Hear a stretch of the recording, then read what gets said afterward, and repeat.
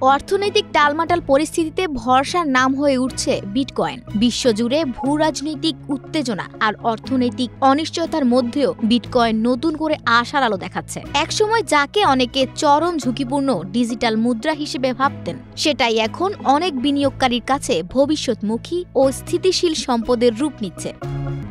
2023 সালের সেপ্টেম্বর মাসে বিটকয়েনের দাম ছিল প্রায় $25,000, যা 18 মাসের ব্যবধানে বেড়ে এখন $42,000 কাছাকাছি। অথচ 2014 সালে মাউন্ট গক্স এক্সচেঞ্জ দেউলিয়া হয়ে যাওয়ার পর বিটকয়েনের মূল্য নেমে এসেছিল মাত্র $111। বিটকয়েন শুধু দাম বাড়ার অপেক্ষা নয়, গড়ে উঠছে নতুন এক অর্থনৈতিক কাঠামো।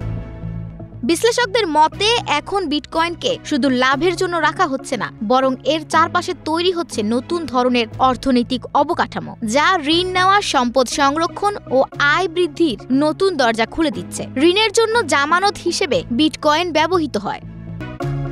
যুক্তরাষ্ট্র ভিত্তিক প্ল্যাটফর্ম স্ট্রাইক ও মিলো এখন এমন সেবা দিচ্ছে যেখানে বিটকয়েন বন্ধক রেখে সাধারণ মুদ্রায় ঋণ নেওয়া যাচ্ছে। বিখ্যাত ক্রিপ্টো বিশ্লেষক জন ভাস্কুয়েজ জানিয়েছেন, তিনি 14% সুদে একটি ব্যবসায়িক ঋণ নিয়েছেন, যা 10 মাসেই পরিশোধ করার পরিকল্পনা রয়েছে।